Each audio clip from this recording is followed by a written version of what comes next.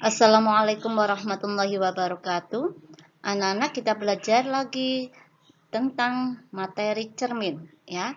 Berikut ini adalah materi cermin cembung. Sebelum mengawali pembelajaran, kita berdoa dahulu sesuai dengan agama dan keyakinan kita masing-masing. Berdoa mulai.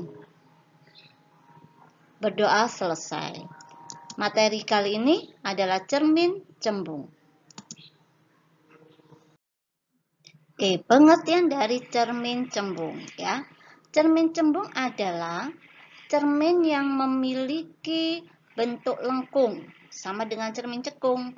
Cuma perbedaannya di mana permukaan cermin yang memantulkan cahaya itu melengkung ke luar ya. Jadi katakan cermin cembung berarti melengkungnya ke luar. Kalau cekung, cermin cekung berarti melengkungnya ke dalam. Oke, sifat dari cermin cembung yaitu bersifat divergen, artinya menyebarkan cahaya atau menyebarkan sinar, ya, sinar-sinar pantul yang disebarkan. Nah, berkas cahaya yang datang, jadi nanti ada cahaya datang. Yang mana cahaya datang?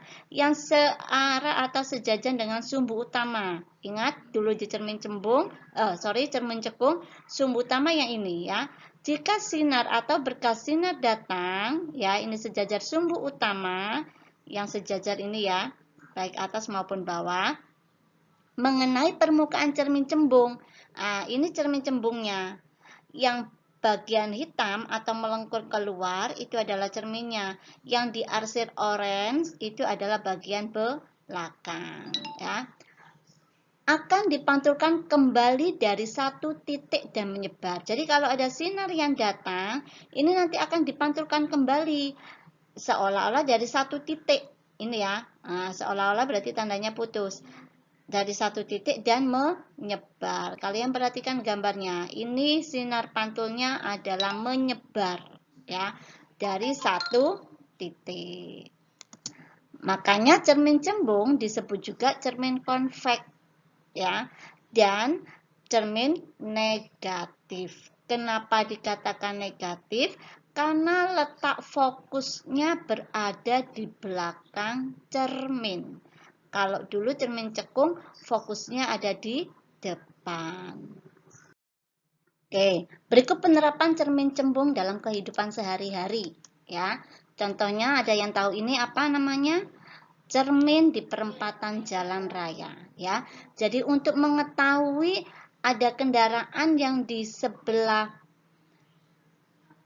perempatan atau di sebelah tikungan, itu agar tahu lebih waspada itu menggunakan cermin cembung ya. Penerapan yang kedua adalah cermin pada kaca spion ya, baik spion mobil, sepeda motor. Nah, ini adalah menggunakan cermin cembung dan banyak lagi manfaat yang lain atau penerapan yang lain. Berikutnya adalah bagian-bagian dari cermin cembung. Sama dengan cermin cekung ya. Oke. Nah, ini adalah cermin cembungnya. Yang berwarna hitam atau melengkung keluar itu adalah cerminnya. Yang berwarna biru itu adalah bagian belakang ya. Berarti nanti ada bagian depan dan bagian belakang. Ini adalah sumbu utama. Oke. Nah, yang melengkung keluar berarti yang ini adalah bagian depannya. Ya, untuk meletakkan bendanya atau benda yang dilihat itu kan biasanya letaknya di depan, di sini ya. Kemudian yang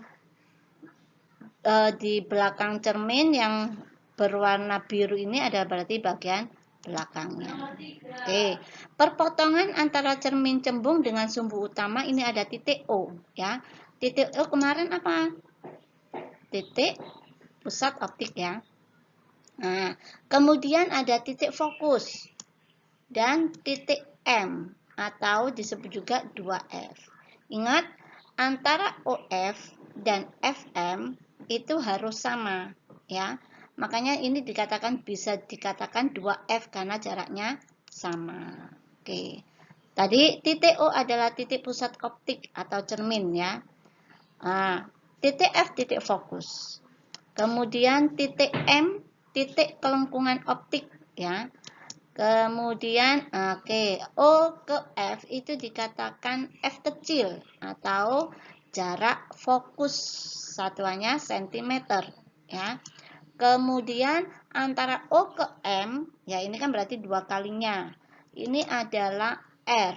R itu adalah jari-jari kelengkungannya ya. R nilainya sama dengan 2 kalinya F karena kan jaraknya sama ya. Nih. Jarak fokus F ya yang ini dan jari-jari kelengkungan R berarti yang ini pada cermin cembung bernilai negatif. Diingat ini ya, ini kata kuncinya. Bernilai negatif karena terletak di belakang cermin.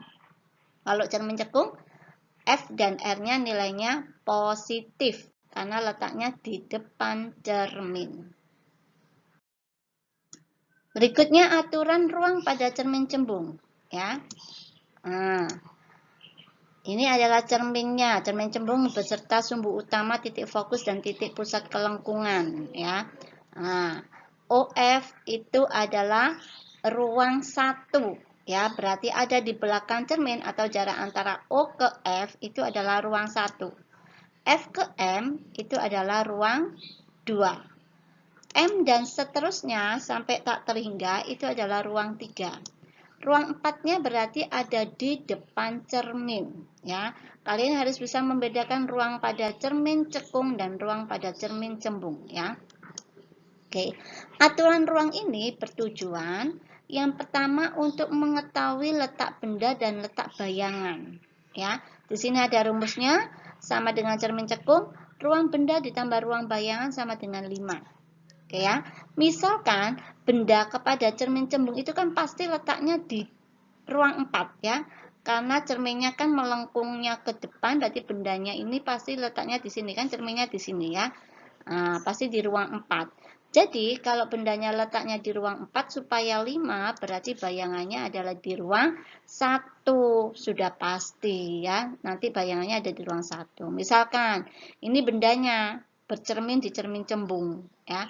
Nanti bayangan yang terjadi adalah di ruang 1 ya. Oke, tujuan kedua yaitu menentukan sifat bayangannya, nyata atau maya ya. Dikatakan nyata bayangan itu jika bayangan itu letaknya di depan cermin. Nah, kalau kalian perhatikan di sini bayangannya letaknya di mana? Di belakang cermin ya. Nah, kalau nyata itu biasanya kalau dalam perhitungan SI, apa kemarin SI? Jarak bayangan. Jarak itu diukur dari titik O sampai ke bayangannya. Ini adalah SI ya. Bernilai positif kalau nyata.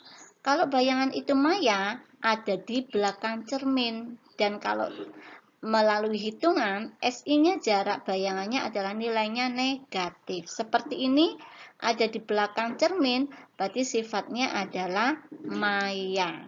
Oke, sifatnya adalah maya. Berikutnya menentukan posisi bayangan terbalik atau tegak ya.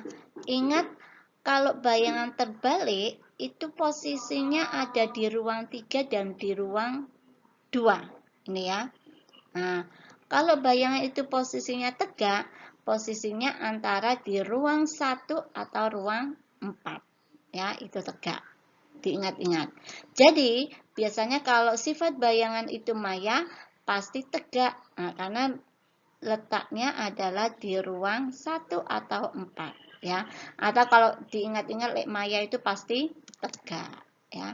Menentukan besarnya bayangan.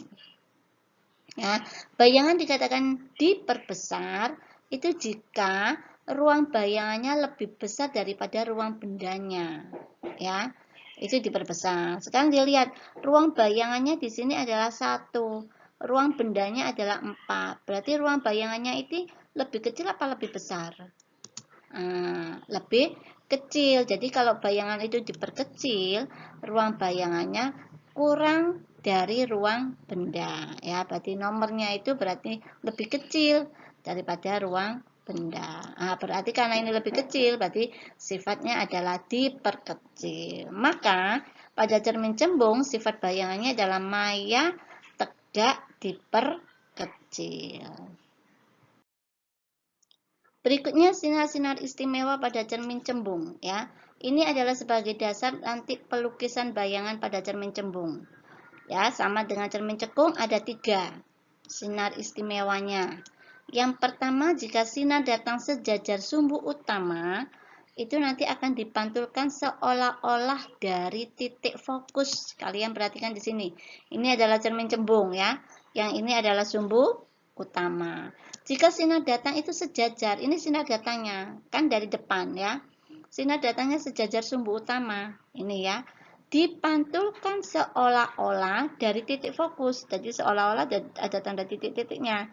Dari sini dipantulkan. Nih ya, yang pertama.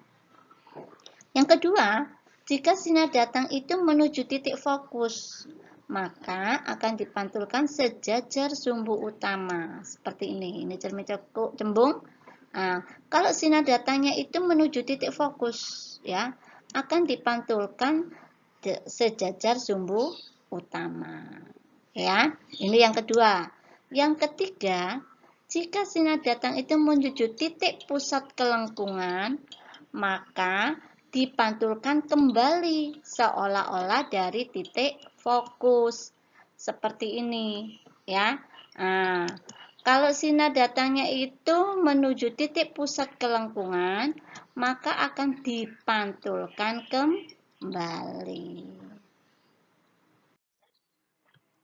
Oke, sekarang cara melukis bayangan benda. Ya. Sebagai contoh, lukis bayangan benda jika benda terletak pada ruang 4. Ya. Dan tentukan sifat bayangan. Ini pada cermin cembung ya.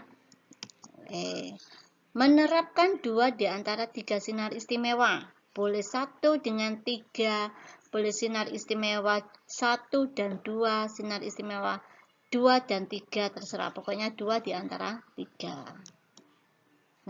Sekarang saya mencoba untuk menerapkan sinar istimewa 1 dan sinar istimewa yang ketiga. Ya.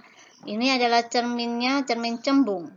Benda diletakkan di ruang 4. Sebelah sini ya, bagian depan. Nah, cara melukisnya, yang pertama sinar istimewa ke-1 adalah jika sinar sejajar sumbu utama, sinar harus mengenai ujung benda. Ya. Sejajar sumbu utama, maka akan dipantulkan seolah-olah dari titik fokus. Ini ya, seolah-olah berarti ini putus-putus, kemudian ini diteruskan, dipantulkan. Nah, yang ketiga, jika sinar datang mengenai ujung benda ya, jika sinar datang menuju titik pusat kelengkungan, titik M, ya, maka akan dipantulkan kembali. Nah, dari sini dicari titik perpotongannya di mana? Titik perpotongan sinar-sinar pantulnya. Nah, di sini inilah terbentuk bayangan, ya.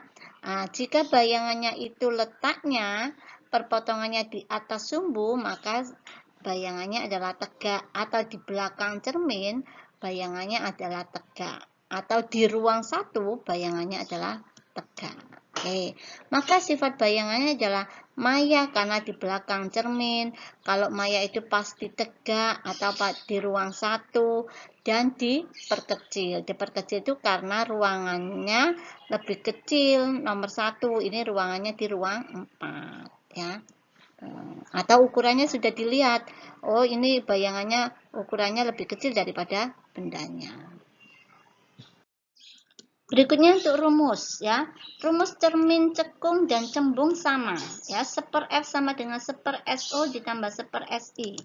Atau kalau pakai jari-jari 2/R sama dengan 1/SO tambah 1/SI. Dan mencari pembesaran M adalah SI/SO. Nah, pakai tanda mutlak ya, karena ini hasilnya pasti positif pembesarannya. HI/HO. Keterangannya sama, F itu adalah jarak fokus, satuannya cm. R itu adalah jari-jari kelengkungan. SO itu adalah S jarak O bendanya. SI adalah jarak bayangannya. M pembesaran bayangan. HI, HO, H itu tinggi ya. I bayangan, O adalah bendanya. Oke. Di sini ingat untuk cermin cembung nilai F dan R-nya adalah negatif ya. Ini harus diingat-ingat. Nah, kemudian jarak bayangannya sama. Jika SI-nya nanti ketemu angka yang negatif, maka sifat bayangannya maya tegak, ya. Jika SI-nya nanti hasil nilainya adalah positif, maka sifatnya nyata terbalik. Ini satu paket, ya. Nah, pembesaran bayangan. Kalau kurang dari 1 nilainya, maka diperkecil. Jika nilainya sama dengan 1, maka sama besar. Jika nilainya lebih besar dari 1, maka Berikut contoh soal, ya. Contoh soal. Nih, sebuah cermin cembung memiliki jari-jari kelengkungan 16 cm, ya. Jika jarak benda ke cerminnya 24 cm dan tinggi bendanya 4 cm, maka tentukan pertama jarak bayangan ke cermin, ya. Kedua pembesaran bayangan. Ketiga tinggi bayangan. Keempat sifat bayangan, ya. Oke, penyelesaiannya. Ingat ada diketahui jari-jari kelengkungan R, ya. Ini adalah 16 cm. Ingat cerminnya cembung, berarti nilai F atau R-nya itu adalah negatif. Meskipun di dalam soal tidak ada negatif. Jadi kamu kasih min 16 cm. Nah, mau dirubah ke fokus boleh. Karena R itu 2 kalinya fokus. Jadi fokusnya kan separuhnya ini, ya. Min 8 cm.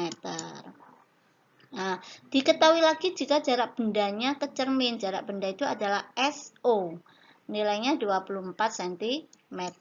Dan diketahui lagi tinggi bendanya 4 cm. HO. Ditanyakan. Pertama jarak bayangan SI. Kedua pembesaran bayangan itu M. Tinggi bayangan HI. Dan terakhir sifat bayangannya, ya. Jawabnya, cari SI itu pakai rumus ini, ya, atau bisa pakai yang 2 per R, ya, sama dengan 1 per SO plus 1 per SI, terserah boleh. Dimasukkan nilainya, 1 per fokusnya adalah min 8, ya, sama dengan 1 per SO-nya adalah 24, ini ya. Ditambah 1 per SI-nya, jarak bayangannya yang ditanyakan. Berarti ditulis saja SI, ya. Nah, untuk mencari SI, berarti yang 1/24 itu dipindah ruas, ya. Pindah ruas yang sebelah kiri. Ini yang kanan, berarti yang kiri, ya. Penjumlahan nanti kalau dipindah menjadi pengurangan. Jadi seperti ini, 1/24-nya pindah ruas, jadi min 1/24. Ini SI-nya disendirikan. Atau saya tulis dibalik boleh. 1 per SI sama dengan min 1/8 dikurangi min 1/24. Sama ya, asal tidak merubah ini ya. Tidak min 1/24-nya di depan dikurangi 1/8 enggak ya. Tetap ini, hanya dibalik tempatnya saja. Oke, kita samakan penyebutnya. Ingat dulu pelajaran waktu SD, ya. Menghitung pecahan, penjumlahan atau pengurangan disamakan penyebutnya. Disamakan berapa? 24, ya. 24 itu kalau dibagi 8 adalah 3. 3 dikali 1 ya tetap 3. Yang ini 24 dibagi 24, 1. Dikali 1 tetap 1. Jadi nanti adalah karena penyebutnya sudah sama bisa dijumlahkan. Min 3 min 1. Nah, jadi ketemunya min 4 kan, utang 3 utang lagi 1. Anggap aja min itu utang. Min 4/24. Ini masih 1 per SI karena yang dicari hanya SI-nya saja, tidak pakai 1 jadi dibalik SI per 1 itu kan SI ya. Sama dengan min 24/4 dibalik ya. 24 dibagi 4 itu adalah 6. Ingat ada negatif ya. Nah, tadi kalau jarak bayangan SI-nya ketemu negatif apa sifatnya? Sifatnya adalah maya. Jadi jarak bayangannya 6 maya ya, sifatnya maya. Berikutnya yang B. Cari pembesaran bayangan, rumusnya adalah SI per SO tanda mutlak ya, karena nanti hasilnya positif. Nah, ini yang diketahui saya tulis kembali ya supaya ingat. M, pembesaran bayangan. SI-nya tadi hasilnya yang pertama kan min 6 ya. Per SO-nya ini 24. Tanda mutlak ya. Min 6 per 24 disederhanakan. Dibagi 6 1, 24 dibagi 6 4 ya. Nah, di luar tanda mutlak hasilnya pasti positif. Ini ya, berarti minnya sudah tidak ditulis lagi karena tanda mutlaknya sudah hilang. Berarti pembesarannya adalah 1/4 kali. 1/4 kali 1/4 itu lebih kecil 1 atau lebih besar 1. Ya. Karena 1/4 itu lebih kecil 1, nanti sifatnya adalah diperkecil ya. Berikutnya mencari tinggi bayangan. Pakai rumus yang M itu HI per HO ya. M-nya dimasukkan 1/4 sama dengan HI ditanya. HO-nya ini 4 ya. Nah, cari HI yang 4 ini kan pembagian. Dipindah ruas jadi perkalian. Jadi nanti 1/4 dikali 4 atau 4 kali 1/4 boleh ya. Ketemunya adalah 1 cm. Jadi tinggi bayangannya adalah 1 cm. Berikutnya sifatnya. Karena tadi SI-nya itu negatif, ini ya, SI-nya nilainya negatif, maka sifatnya maya. Lek maya itu pasti tegak ya. Ukurannya bagaimana? Karena 1/4 itu kurang dari 1, maka diperkecil. Setelah ini kalian ada tugas melukis bayangan ya, menerapkan sinar istimewa. Jadi kalian harus tahu sinar istimewanya ya. Silakan dilihat di GC, kalian kerjakan. Semoga berhasil dan semoga ilmunya bermanfaat. Sampai di sini kita ucapkan alhamdulillah dan semoga kalian paham tentang materi ini ya dan diberikan kemudahan dalam menerima segala ilmu yang bermanfaat. Saya akhiri, assalamualaikum warahmatullahi wabarakatuh.